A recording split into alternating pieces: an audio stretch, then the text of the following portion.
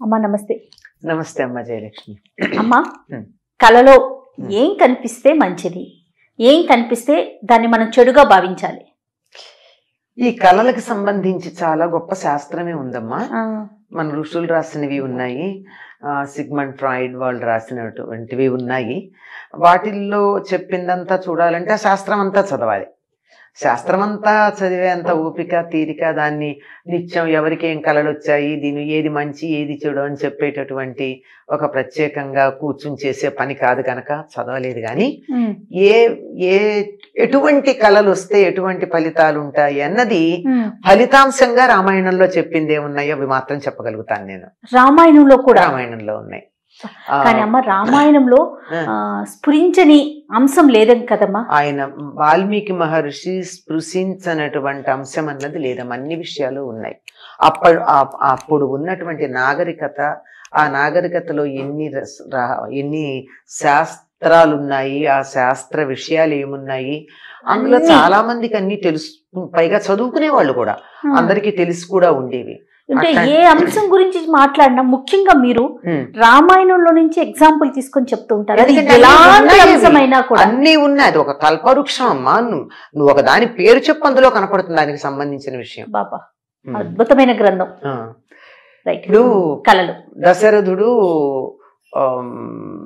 రాముడికి వివాహం అయిన తర్వాత భరతుడు మేనమామల ఇంటికి వెళ్ళిన సందర్భంలో కొన్ని సంవత్సరాలు అయిన తర్వాత, అంటే 11-12 సంవత్సరాలు అయ్యి ఉండొచ్చు అప్పటికి. అంటే రాముడికి వివాహమైన 12 ఏళ్లకి 12 ఏళ్లకి దశరథుడు ఒకరోజు సభ చేసి చెప్తాడు, నాకు కళ వస్తోంది, కళలు వస్తున్నాయి, ఆ కళల ప్రకారం నేను ఎక్కువ కాలం జీవించి ఉండను అని చెప్పాడు. ఏమంటే తనకి సంబంధించినటువంటి అంతరిక్షంలోనేమో తన సంబంధించిన నక్షత్రాలు అవి రాహుగ్రస్తమైనట్టు కనపడడం అనేది ఒకటి చెప్పాడు, ఖగోళ శాస్త్రానికి సంబంధించి. అంతేకాకుండా తాను నగ్నంగా కనపడుతున్నానని, అంటే అది తనకి ఎవరన్నా తనని తాను నగ్నంగా కనపడినట్టయితే తన మరణం ధ్రువం అని ఇంకా తనకి సంబంధించి కొన్ని చెప్తాడనమాట. ఈ కారణంగా నాకు మరణం సమీపించింది అని నాకు అర్థమవుతోంది అని చెప్తాడు. ఇది ఒకటి. ఇది కాక అసలు ప్రత్యేకంగా సీతాదేవి హనుమంతుడిని చూసినప్పుడు, ఏమిటి ఇక్కడ ఈ కోతి కనపడింది, ఈ కోతి కలలోకి వస్తే బంధువులకి ఏదో హాని కలుగుతుందంటారు, ఆత్మీయులైనటువంటి వాళ్ళకి ఏదో కష్టం కలుగుతుందంటారు, ఏమిటి నాకు ఇలా కలిగింది, అందరూ క్షేమంగా ఉన్నారా లేదా అనుకుని మళ్ళీ అనుకుంటుంది, నాకు కళ ఏమిటి, నేను నిద్రపోతే కదా కళ రావడం, ఇది నిజంగానే కోతి, కళ కాదు అంటుంది. అంటే కళలో కోతి కనపడితే ఆత్మీయులకి హాని అక్కడ చెప్పింది. ఆ తర్వాత అసలు త్రిజట స్వప్న వృత్తాంతమే ఉంది. త్రిజట అని ఈవిడికి సీతాదేవికి కాపలా ఉన్నటువంటి స్త్రీలలో ఒక వృద్ధురాలు. ఆవిడ అక్కడ కూర్చుని కాపలా కాస్తూ నిద్రపోయింది. కునికింది, ముసలిది కదా. దానికి 3 levels లో కళ వచ్చింది. Continuity of sleep, of dreams. కళలు కంటిన్యూ అవడం కూడా ఉంది. అది ఇప్పుడు అది కూడా ఈ మధ్య దాని మీద కొన్ని పారాసైకాలజీలో ప్రయోగాలు చేస్తున్నారు. ఒక కళ వచ్చి, నాకు మంచి కళ వచ్చింది అనుకో, బాగుంది, ప్లెజెంట్, ఆ కళ అనుకోకుండా మెళుకో వచ్చి ఆగిపోయింది.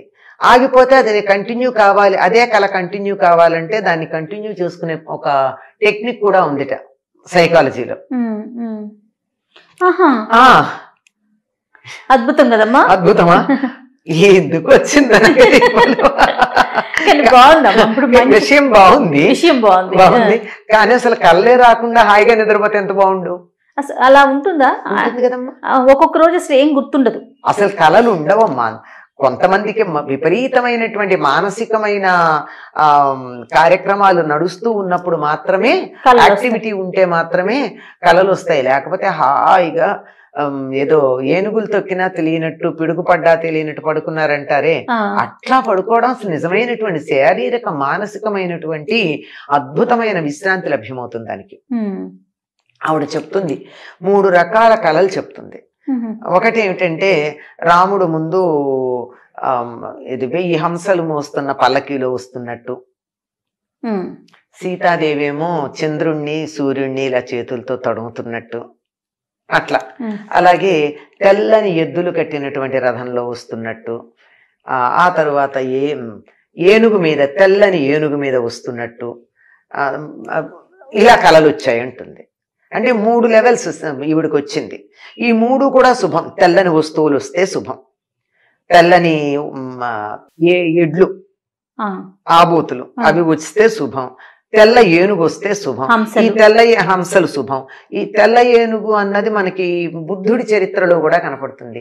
మాయాదేవికి తెల్లని ఏనుగు వచ్చి వైశాఖ పూర్ణిమ నాడు తనలో ప్రవేశించినట్టుగా కాలుస్తే ఆ తరువాత ఈయన పుట్టాడు, సిద్ధార్థుడు పుట్టాడు అని చెప్తారు. అంటే మహానుభావుడైనటువంటి వాళ్ళు. ఇది చాలా శుభప్రదమైనటువంటి కళలుగా వీటిని చెప్తారు. ఇది అయ్యాక రావణుడి పరిస్థితి కూడా ఆ త్రిజట కళల్లో వస్తుంది. నూనె తాగుతున్నట్టు, జుట్టు విరబోసుకున్నట్టు, నల్లని స్త్రీ జుట్టు పట్టుకు ఈడ్చుకెడుతున్నట్టు, రథం మించి లాగితే తల్లకిందులుగా పడుతున్నట్టు, ఆ పడ్డవాడు వెళ్ళక్కడ ఆ మలం ఉన్నటువంటి గుంటలో పడ్డట్టు, అందులో పడ్డవాడు లేచి అలా నగ్నంగానే వికటాట్టహాసం చేసి పరిగెడుతున్నట్టు, ఇట్లా చెప్తూ ఇలా చెప్తూ ఈయన అలాగే పరిగెత్తాడు. ఆ తర్వాత ఆయనకు ఇంద్రజిత్తు వీళ్ళందరూ తమ్ముళ్ళు వీళ్ళందరూ కూడా అట్లాగే ఒకళ్ళు మొసలినెక్కి వెళ్ళినట్టు, ఒకడు దున్నపోతునెక్కి వెళ్ళినట్టు, ఇట్లాంటి కళలు వచ్చాయి అని చెప్తుంది. ఇవన్నీ వాళ్ళ మరణాన్ని సూచించేవి అని స్పష్టంగా త్రిజట చెప్పింది. దీన్ని బట్టి మనకి ఏవి వస్తే మంచిది, ఏవి వస్తే చెడు. ఆ తర్వాత విభీషణుడు కనపడతాడు. ఆ విభీషణుడు తెల్లని గొడుగు కింద తెల్లని ఏనుగునెక్కి ఊరేగెడుతున్నట్టు కనపడతాడు. అంటే అది చక్రవర్తి అవుతాడు అని ఆవిడే ఆ కళ యొక్క ఫలాన్ని చెప్పింది.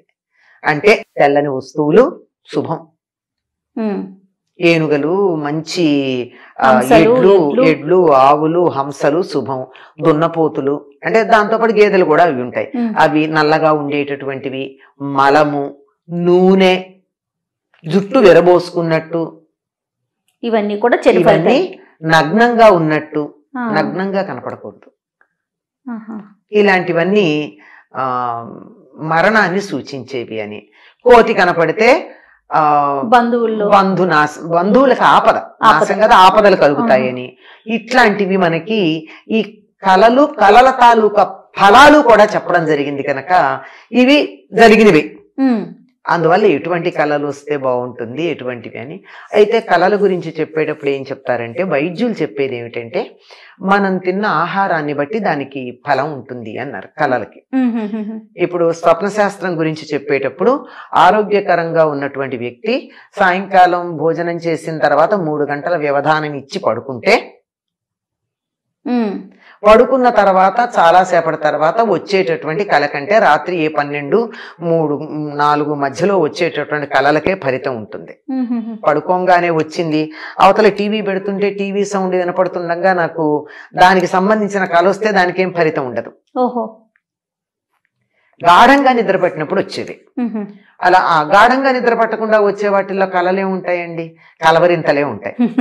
అంచేత వాటికి సగం సగం నిద్రలో వచ్చే వాటికి ఫలితాలు ఉండవు, అట్లాంటివి ఉండవని చెప్పడం జరిగింది. ఆధునిక శాస్త్రజ్ఞులు చెప్పిన మాట నేను చెప్తున్నా, ఇందాక రామాయణంది చెప్పిందే కాకుండా. తర్వాత బాగా గనక పీకల దాకా తిని ఎక్కువ సమయం ఇవ్వకుండా పడుకున్నారనుకోండి, ఎవరో గుండెల మీద ఎక్కి తొక్కుతున్నట్టుగా కాలొస్తుంది, అంటే ఊపిరి సరిగ్గా ఉండదు. ఇక చాలా కళలు మన ఆరోగ్యాన్ని బట్టే వస్తాయి. మనం తిన్న ఆహారం, మనం అంతకు ముందు చేసినటువంటి పనులు, ఆ కళలకి ఫలితాలే ఉండే. వాళ్ళ పగలు జరిగిన సంఘటనలు రాత్రి కళలోకి వస్తే, వాటి కొనసాగింపు ఏదన్నా వస్తే దానికి ఫలితం లేదు. అంటే దాని గురించి మనం ఆలోచించాల్సిన అవసరం లేదు. ఆలోచించనిది ఏదైనా వచ్చినప్పుడు మాత్రమే దానికి ఫలితం ఉంటుంది. అది కూడా తెల్లవారుజామున 3:30, 4 ఆ మధ్యలో వచ్చింది తప్పనిసరిగా ఫలితం ఇస్తుంది. కొద్ది రోజుల దాని సమయాన్ని బట్టి, వచ్చిన దాన్ని బట్టి, మన పరిస్థితిని బట్టి 6 నెలల్లో ఫలితం వస్తుందా, 3 నెలల్లో ఫలితం వస్తుందా, దానికి లెక్కలు కూడా చెప్తారు. 3 రోజులు కావచ్చు, 3 నెలలు కావచ్చు, 3 సంవత్సరాలు కావచ్చు ఫలితానికని. స్వప్నాల వెనుక ఇంత చాలా, ఇది వెనక చాలా ఉంది. వెనకది చెప్పట్లా, నేను ఊరికే ఉన్నది పైన ఉన్నది చెప్తున్నాను. చాలా పెద్ద శాస్త్రం స్వప్న శాస్త్రం కూడా. మనకు తెలిసినంత వరకు ఉన్న మనకి సమాచారం. తెలిసినంత వరకు ఇది సమాచారం. పాములు బాగా కలలోకి వస్తున్నాయి అంటే ఏవో కోరికలు తీరలేదు అని అర్థం. అందులోనూ ప్రధానంగా కామ సంబంధమైన కోరికలు తీరినప్పుడే పాములు కలలోకి వస్తాయట. ఓహో. ఇలాంటివి ఉన్నాయి. Okay okay. చాలా విషయాలు ఉన్నాయమ్మా. అయితే చాలా ఉన్నాయి. అంటే మనకు వచ్చే కళను బట్టి నిర్ణయించుకోవాలి. నిర్ణయించుకోవాలి. రైట్ అమ్మా. నమస్తే.